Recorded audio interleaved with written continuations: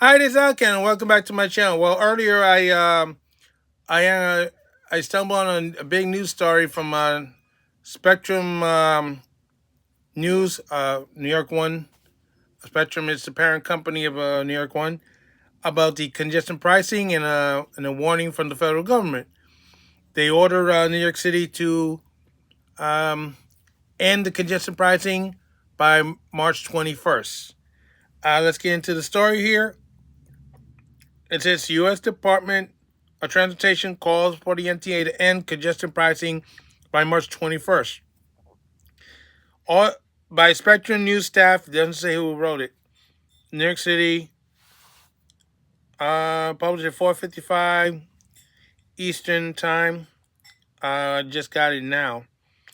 So the U.S. Department of Transportation sent a letter to the MTA and the city and the state leaders calling for the New York City congestion pricing program to end on March 21st.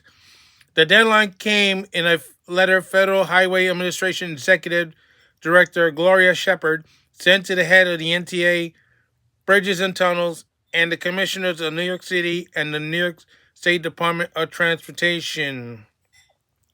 The Trump administration revoked the program's federal approval last week, with the U.S. Secretary of Transportation Sean Duffy calling the tolling plan a slap in the face to working class Americans and small business owners. In a letter to Governor Kathy Hochul, Duffy has said that the agency will contact the state about an early session to the program.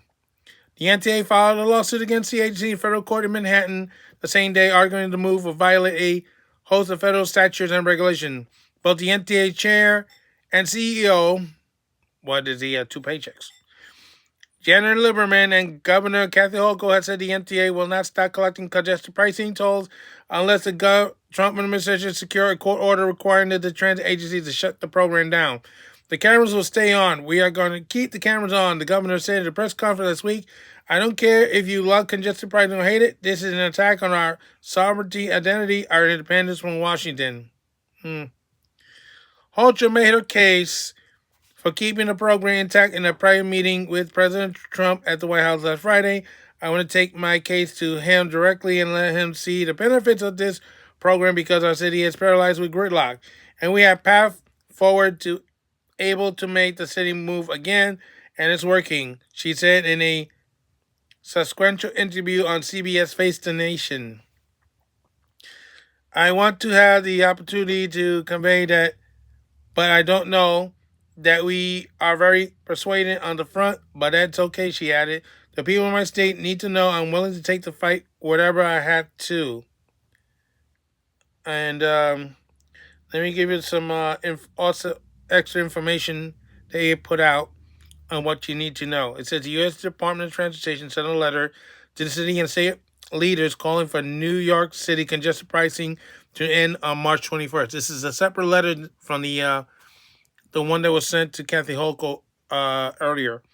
The Trump administration revoked the program's federal approval last week, with the U.S. Secretary of Transportation Sean Duffy calling the tolling plan a slap in the face to working class Americans and small business owners.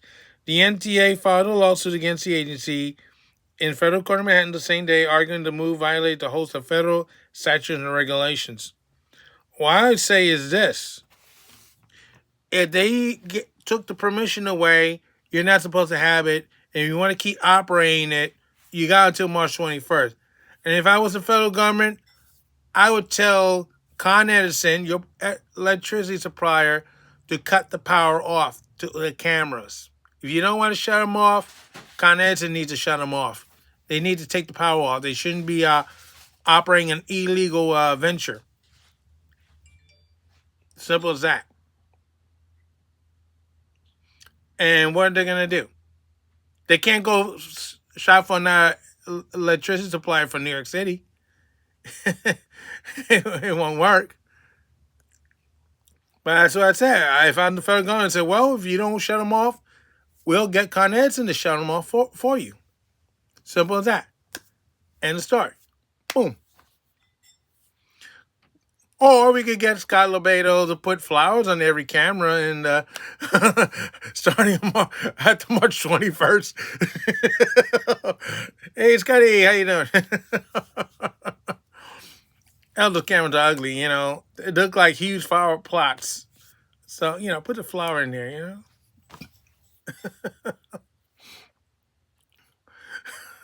No, I'm not suggesting you go put flowers in there. I'm just joking. Please don't.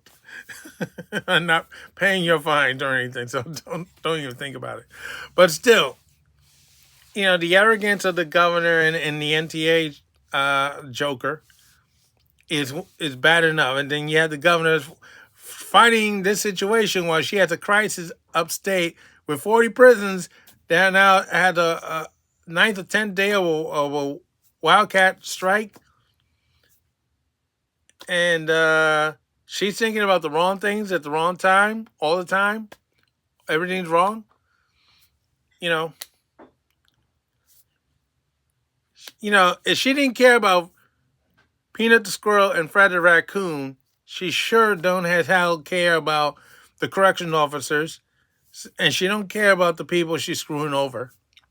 She needs to be removed as soon as possible, and so is the DA. Alan Braggs needs to be removed as soon as possible.